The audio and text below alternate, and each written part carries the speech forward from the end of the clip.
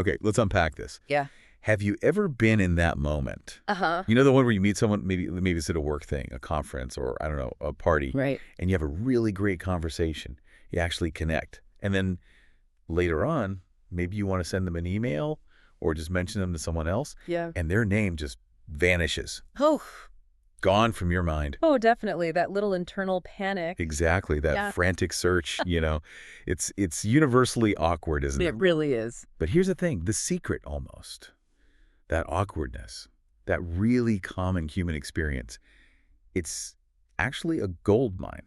A gold mine. How so? A gold mine for learning real, everyday English. Yeah.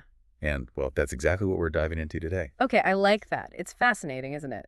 And what the source material for this deep dive shows so well Mm-hmm. is how these common human things, the everyday stumbles, the funny little mishaps, the slightly embarrassing moments like forgetting a name. Right, the ones we all try to avoid. Exactly. But they become these incredibly powerful learning opportunities. It's not just about like memorizing words in a list No, definitely not. or, rigid grammar rules. It's about understanding the context, the feeling behind it, the natural flow of a conversation.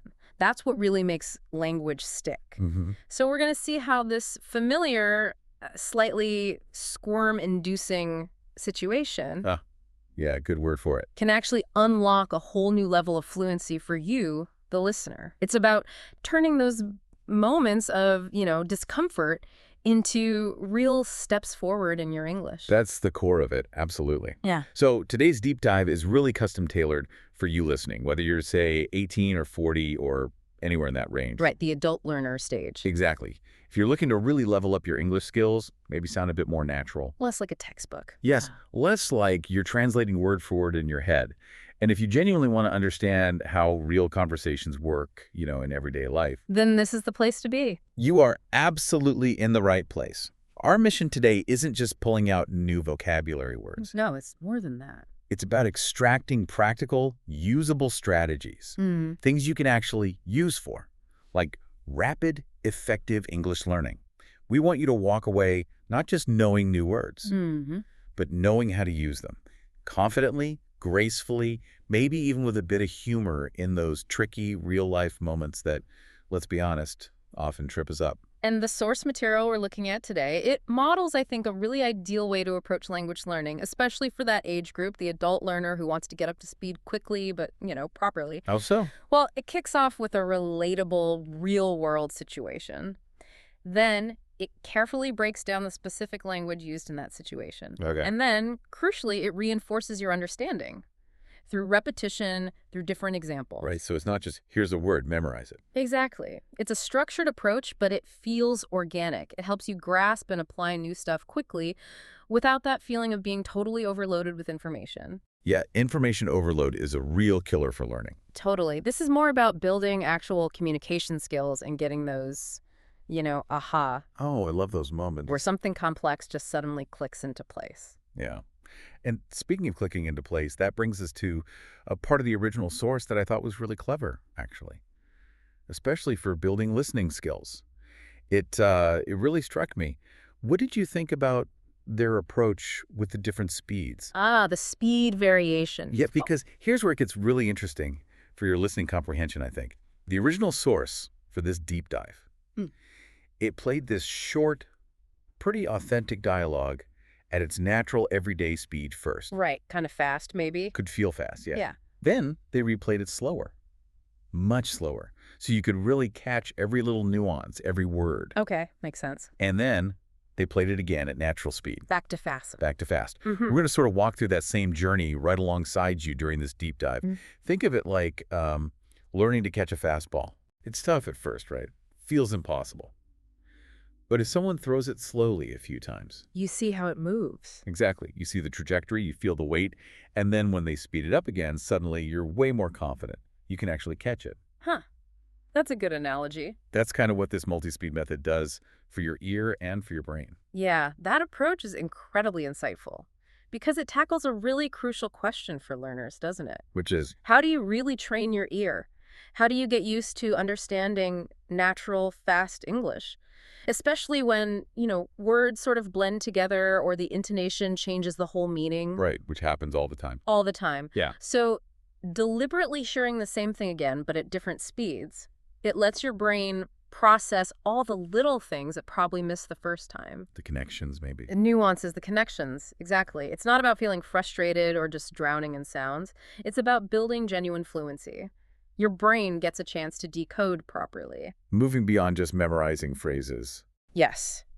To really understanding the flow. Hmm. It helps you pick up on subtle pitch changes, the natural rhythm of speech, and, crucially, those subtle ways words get smushed together or reduced. Like gonna instead of going to. Precisely. Things like that. Which is absolutely essential if you want to move beyond just basic understanding to, true confident comprehension. So you can handle real conversations without needing people to slow right down for you. That's the goal. It empowers you. Okay, so let's set the scene then. For the dialogue that's kind of the anchor for our deep dive today, picture this. You've just come out of a big conference. Mm-hmm. Maybe it was about something a bit dry, like, I don't know, foreign investment strategies.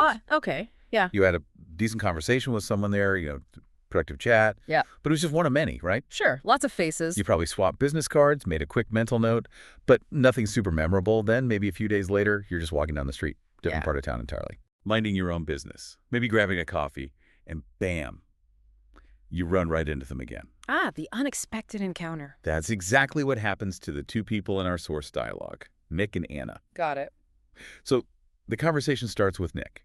He spots Anna first, seems like. And he opens with a really common, casual greeting. He says, "How's it going? Hey, well, what are you doing in this neighborhood? Do you live around here?" The very natural opening. Very natural. And Anna, she clearly recognizes him, even though it's unexpected. She replies pretty smoothly, too. She says, "Actually, my office is right around the corner. It was great to meet you last week at the conference. I really enjoyed our conversation about foreign investment." Okay, so picking up right where they left off. Sort of. Sort of. And already you can feel that authentic, kind of brisk pace of a real-world chat, even if it feels a little fast when you first hear it. Mm-hmm. This is exactly how conversations happen in real life, isn't it? They don't usually pause while you look up a word. No dictionary breaks allowed. No.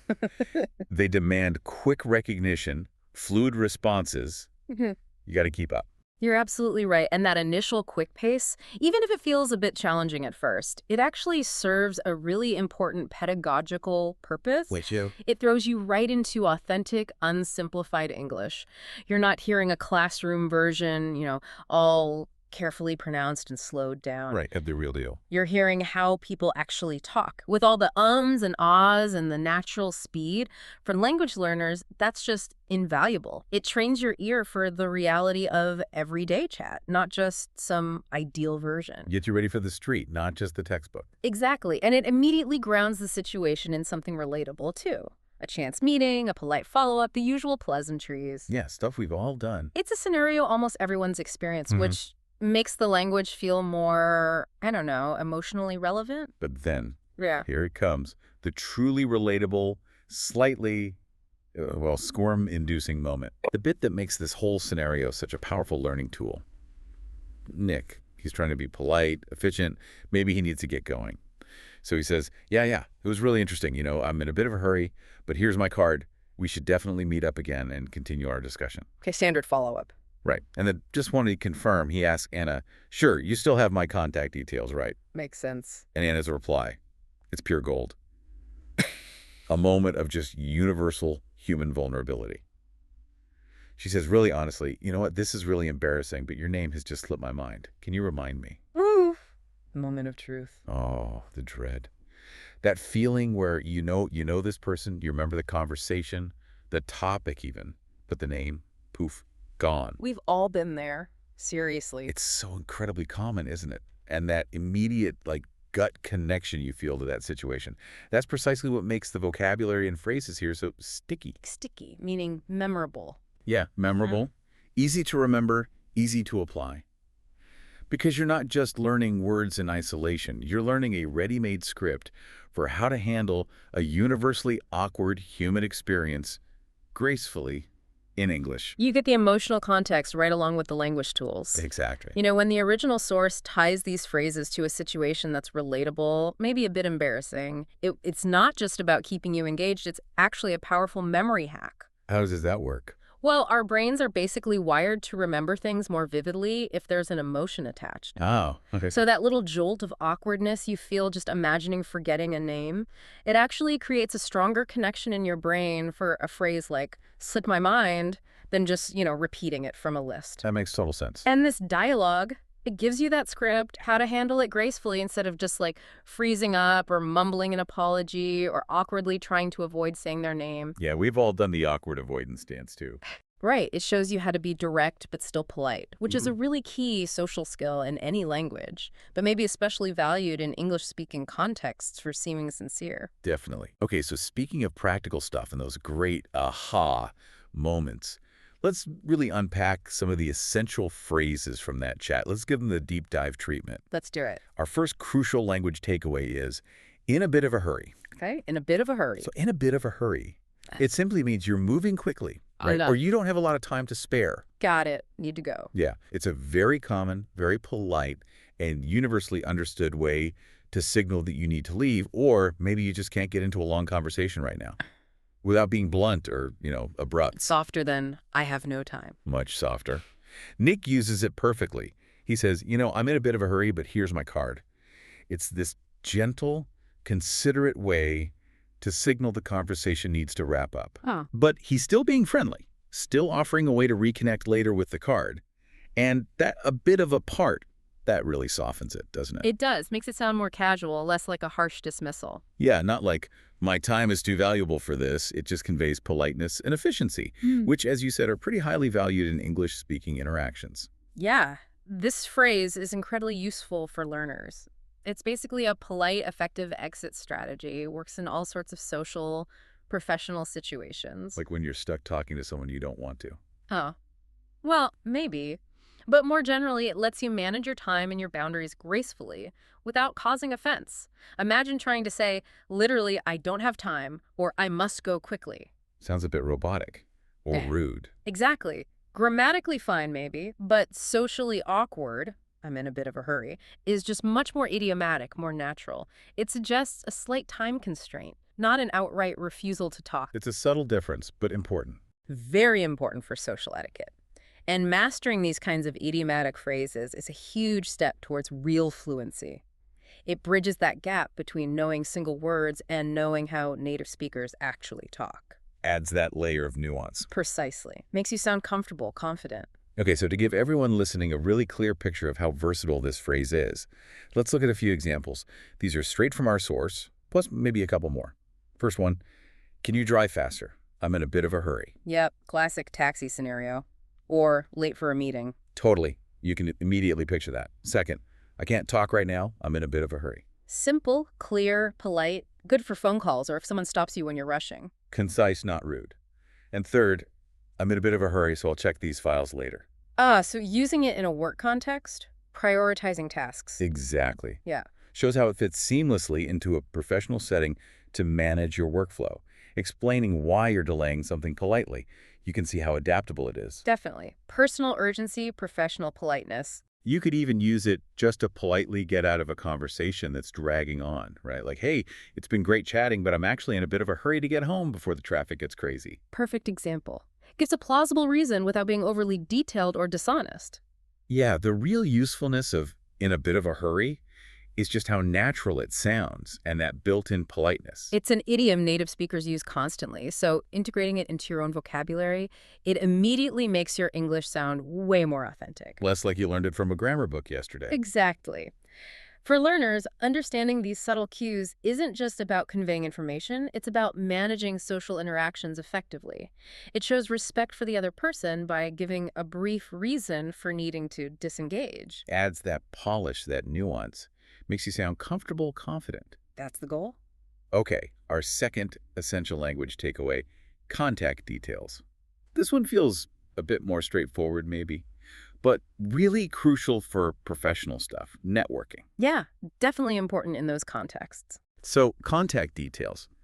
It basically refers to all the information someone might need to, well, contact you. Like a... Your full name, phone number, email address, maybe even your work address or professional social media links, like LinkedIn. Right, the whole package. It's the collective term for all the ways someone can reach you. So when Nick asks Anna, "You still have my contact details, right?" he's talking about the info he likely gave her on his business card when they first met. Makes sense. It's a common professional way to refer to that bundle of info. Exactly. And it's particularly important, as you said, in business and networking situations. Well, you might just casually ask a friend for their number or email. Yeah, much more informal. Contact details is the more formal, more comprehensive term you'd use in professional exchanges. Understanding that difference helps learners navigate different social registers. Knowing when to be formal, when to be casual. Precisely. It's the kind of information you'd expect to find on a business card, and using the term signals you're thinking about future, possibly professional, communication.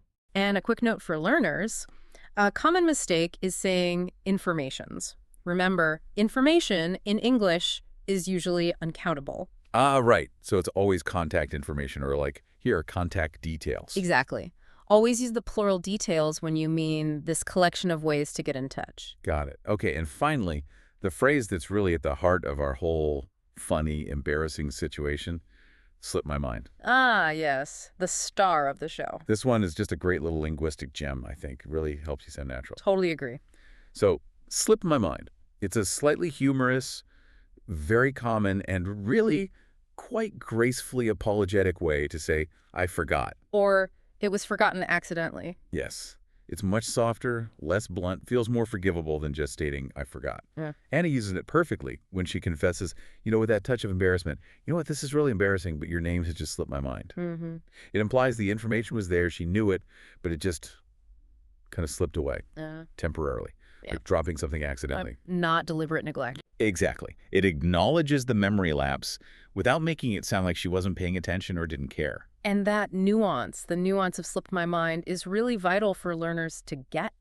It implies that accidental, usually temporary forgetfulness. Often for something you did know, but just can't access right. Exactly, not something you never knew. And that phrase carries a much gentler tone, right? A subtle nod to a minor lapse. It feels far more natural and less, accusatory than a blunt, I forgot. Yeah, I forgot can sometimes sound a bit like an excuse or like you didn't try. Right. And culturally, in English-speaking contexts, admitting a small lapse like this often builds connection. It shows you're human, relatable. It's not just a factual admission of failure. Makes sense. It kind of shifts the blame from you to the act of forgetting itself. Exactly. Makes the admission easier, less awkward for everyone involved, and it shows a bit of humility, which is usually appreciated. Okay, let's give people a couple of examples. Straight from the source, maybe add a few more just to really cement it. First, I'm sorry I forgot to respond to your email. It just slipped my mind. Yep. Clearly about a forgotten action there. Something you meant to do, but it just got lost in the shuffle. Right. You didn't deliberately ignore the email. Second example, don't you know what day it is today? Oh, it's your birthday. It completely slipped my mind. Ouch. A classic. Highlights how it's used for important things you should have remembered, but somehow didn't. And adding completely really emphasizes the total memory failure, often with that self-deprecating humor. Definitely. You might also hear, like, I was supposed to pick up milk on the way home, but it totally slipped my mind until I walked in the door. Everyday stuff. We're in work context again. My apologies for missing the deadline. With everything going on this week, it completely slipped my mind. Again, acknowledging the mistake but softening it, making it sound like an oversight rather than negligence. It's just a very natural, almost apologetic way to admit you forgot. Makes you sound empathetic, relatable. Yeah, mastering phrases like slipped my mind really helps you sound less like you're just translating directly from your own language. Or maybe a simple I forgot is the main option. Exactly. These are the kinds of idioms that add richness, authenticity, and emotional intelligence to how you communicate in English. It shows a deeper understanding of the nuances, doesn't it? Yeah. That you're moving beyond just literal meaning to genuine comprehension and natural use. It's about expressing yourself in a way that clicks with native speakers, sounds effortless, shows you're comfortable with the language's subtleties. Spot on. Okay, now let's talk about putting it together.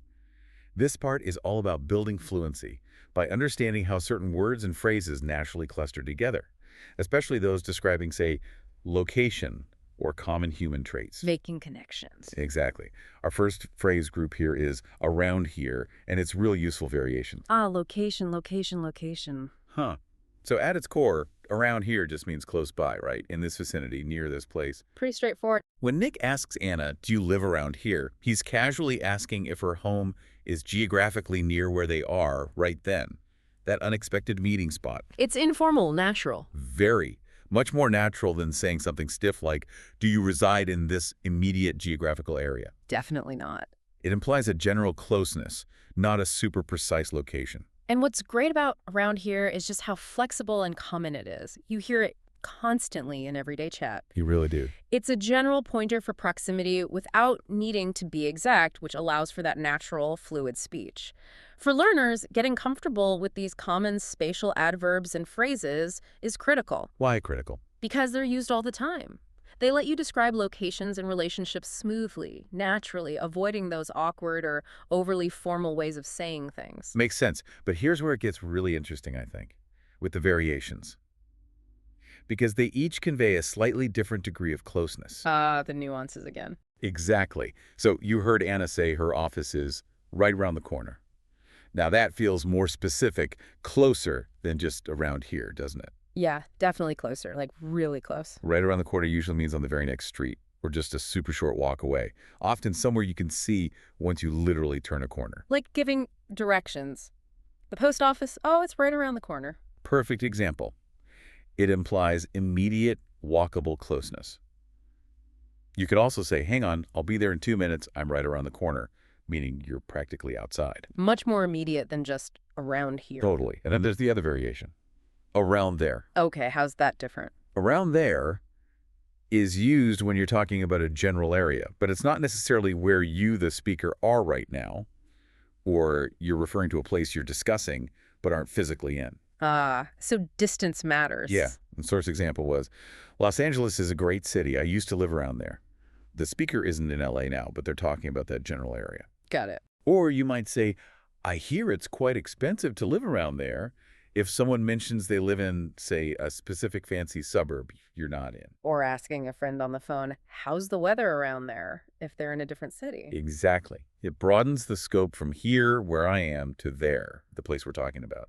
You know, the importance of getting these subtle variations right for learners really can't be overstated. Around here, right around the corner, around there. They seem small, but But they convey these precise yet still informal spatial relationships. And native speakers use them constantly. Mastering them makes your English sound significantly more natural, more native-like. it's about understanding those subtle meaning shifts that just one word like around can create when you add other little words. Right. It lets you be much more specific and clear without sounding like you swallowed a geography textbook. Huh. Avoid the textbook effect. A common learner error might be, say, overusing nearby or in this area, when a more natural, informal phrase like around here would fit much better. These little distinctions add precision, yes, but also that crucial naturalness. Good point. Okay, next up in our putting it together section, we have the phrase terrible with. Admitting our flaws. Huh. Exactly.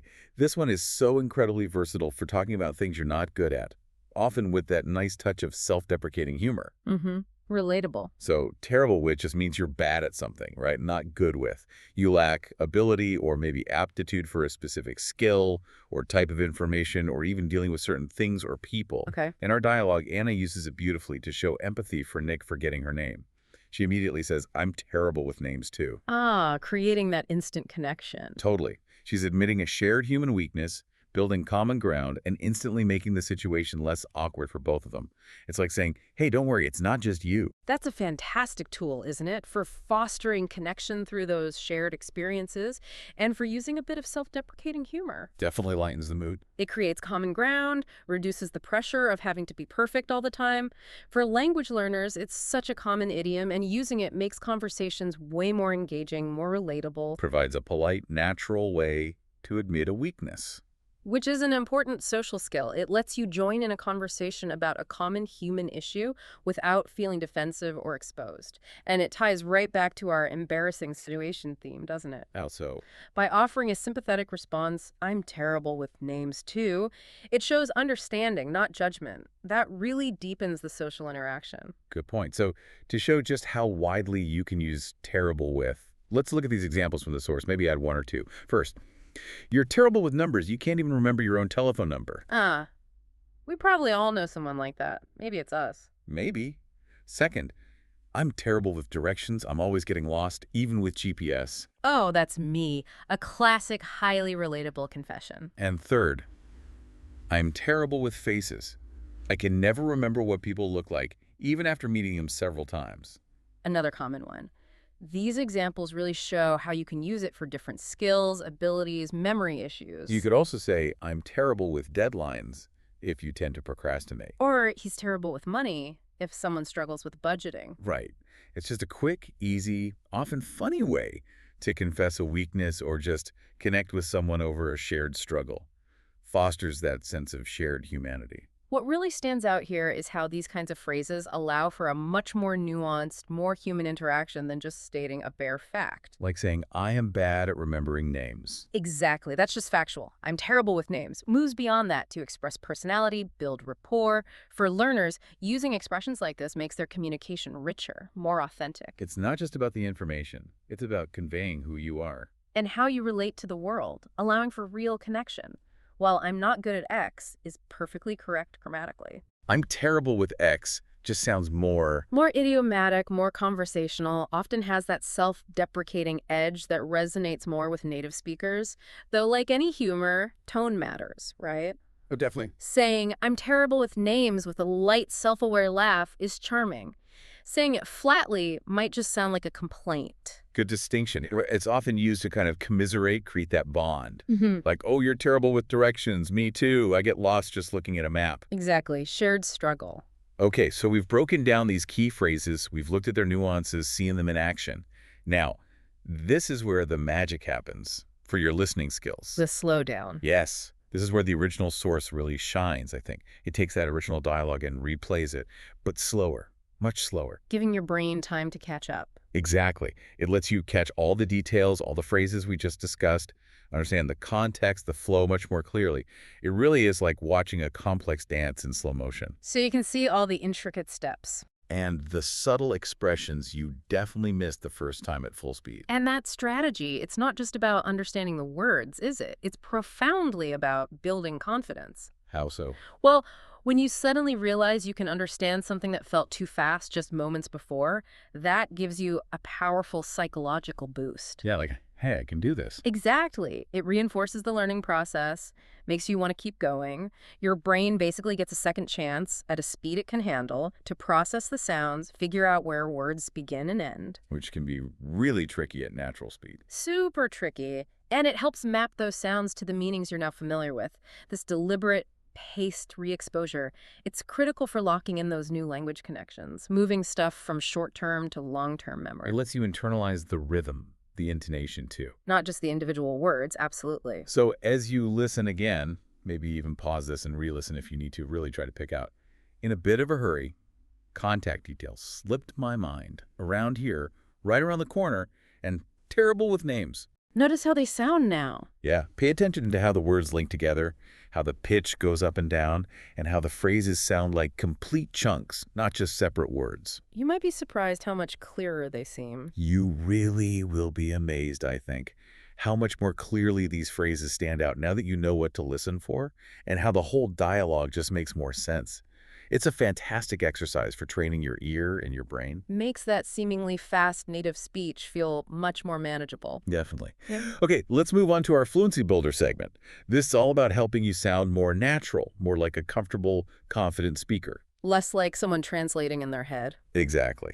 And today we're focusing on a super simple but incredibly common greeting that you heard right at the very start of our dialogue. Which was? How's it going? Yes. The casual classic. Right. In the dialogue, Anna opens with, how's it going? To Nick. And it sounds perfectly natural, totally authentic.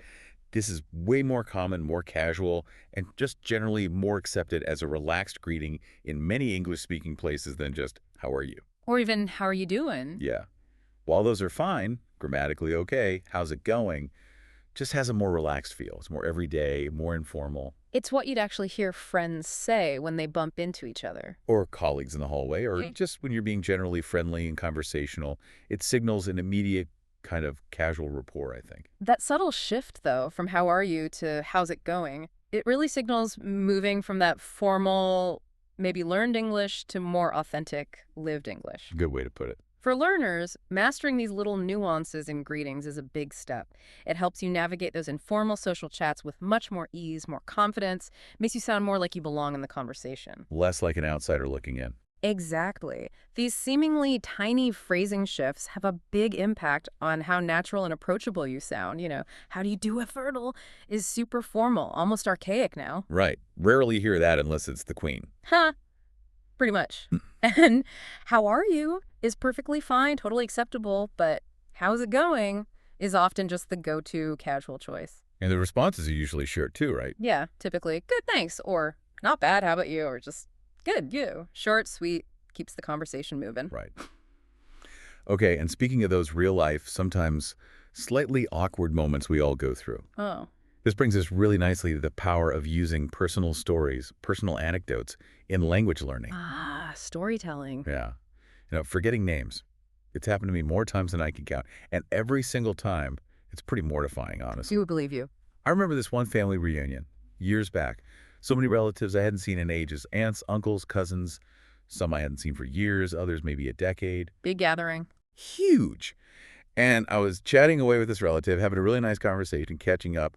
And then suddenly, my mind just went completely blank. Oh. I knew he was my uncle. I knew that. Yeah. But his name, just gone, vanished. It was really, really embarrassing because I had no idea what to call him. What did you do? I ended up just calling him uncle. Mm-hmm. Or using vague phrases like, so tell me more about, trying desperately to avoid needing his name. Or worse, just kind of trailing off mid-sentence. The avoidance strategy. Totally. Later, I had to sneak over to my cousin and whisper, hey, who's that guy over there again? And my cousin's like, oh, that's Uncle John. And I just thought, oh, man, Uncle John. It completely slipped my mind. It honestly felt like my brain just decided to take a coffee break right when I needed it most. That story is perfect, though. Yeah. It perfectly illustrates how common this social dilemma is and how you kind of had to improvise linguistically. It gives our listeners a really relatable touchstone. Hope so. And it raises that important question again. Okay, you know the words, but how do you actually navigate the social landscape of the language? These real-life examples, these anecdotes, they offer priceless scripts for those awkward moments. Turns embarrassment into practice. Exactly. Turns potential embarrassment into a powerful chance to practice, to apply what you've learned. Yeah. You're developing not just language skill, but social literacy in English, too. It's about getting the confidence to handle those unexpected bumps in the conversational road. Absolutely. And on that note, here's a really practical trick. For those moments when a name just will not come back to you, especially maybe in business or professional settings. Ooh, a practical tip. It's good. When I've forgotten someone's name, or maybe I just want to double check I have it right for following up later, Yeah. I'll often just ask for their business card. Ah, the business card move. Perfectly natural, right? Totally professional request, especially after you've had a good chat at an event.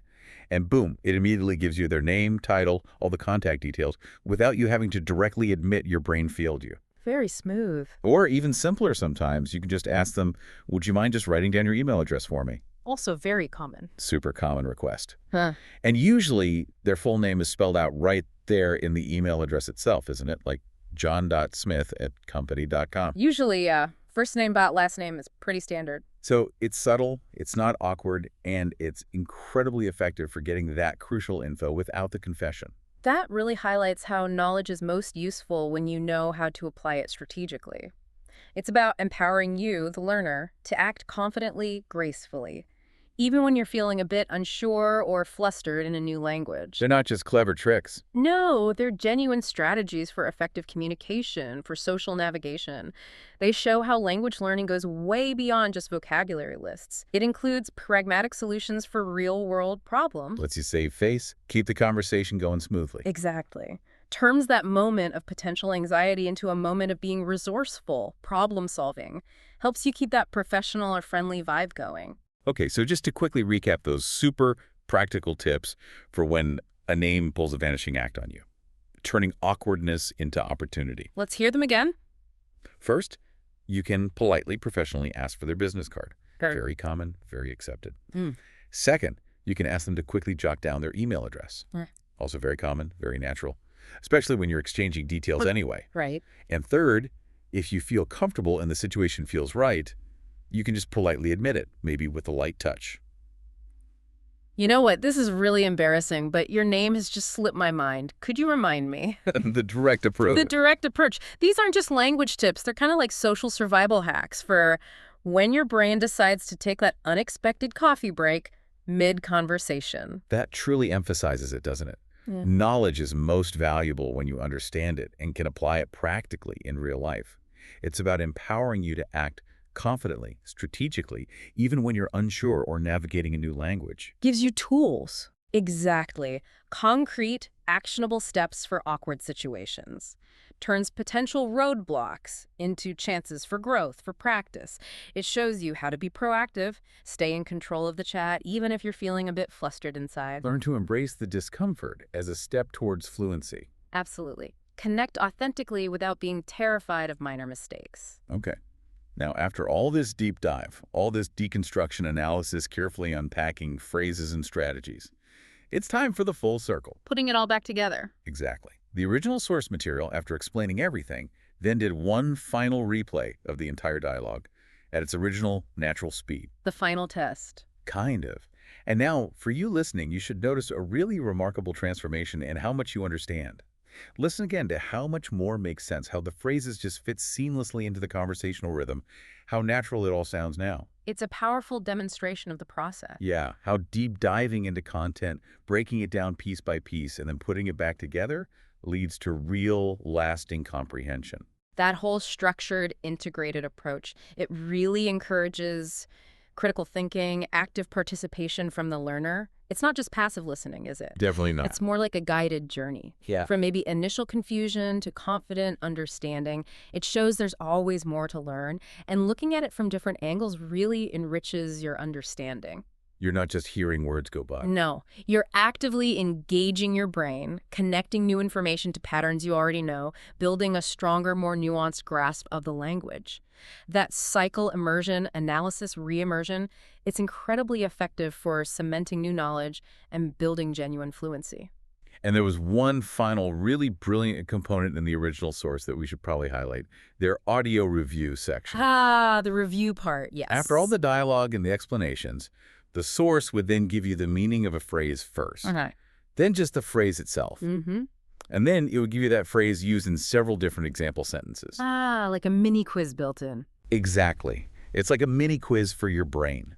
A fantastic tool for self-assessment, for recall. It really helps solidify what you've just learned, make sure it actually sticks in your long-term memory. That active recall mechanism is super effective, neurologically speaking, for consolidating new vocabulary, new phrases, moving them from short-term, fragile memory to long-term, usable memory. Connects listening to actually retrieving the information. Which makes the whole learning process much stronger, more efficient. Yeah. It's not enough just to hear a word passively, right? Yeah. You need to be able to actively pull it out of your memory, link it to its meaning, understand how it works in different situations. Tests your own understanding. Exactly. It empowers you to test yourself, reinforce the learning. You essentially become your own best teacher in that moment. It's a powerful way to make sure those aha moments actually translate into knowledge you can use. Fantastic. So there you have it. We've taken a proper deep dive, haven't we? We certainly have. Thoroughly unpacked a very, very common, slightly embarrassing situation, that universal challenge of forgetting someone's name. And in doing that, we've picked up some incredibly useful English phrases. Right. Like, in a bit of a hurry for making those polite escapes. Contact details for sounding professional and clear. And that wonderfully graceful phrase slipped my mind for admitting a memory lapse without digging a hole. We also learned about natural fluency builders, like using "how's it going" for authentic greetings. And we understood those subtle but really important differences in describing location with "around here," "right around the corner," and "around there." Lots of practical takeaways. Or maybe most importantly, we've experienced and analyzed a really fantastic method for deep diving into language. Starting with something relatable, real life. Breaking it down meticulously. Analyzing the nuances. And then putting it all back together for real understanding and confident use. Yeah, the method itself is a huge takeaway. And that raises, I think, an important final question for you, the learner, as you continue on your language journey. Okay. How will you actively seek out and apply these kinds of insights in your own daily interactions? How can you start to turn every everyday encounter, even the awkward ones, maybe especially the awkward ones, into a valuable learning opportunity? Good question. Because the key to fluency, ultimately, isn't just about passively consuming podcasts like this one or memorizing word lists. It's about actively engaging with the language, reflecting on what you learn, and then having the confidence to try it out in your own conversations. Take the leap. Take the leap. Every time you encounter a new phrase or find yourself in an unfamiliar social situation, think of it as a chance to add to your linguistic toolkit. Keep observing, keep practicing, and maybe even learn to embrace those wonderfully awkward. But profoundly educational. Exactly, those profoundly educational real-life moments that can truly accelerate your learning.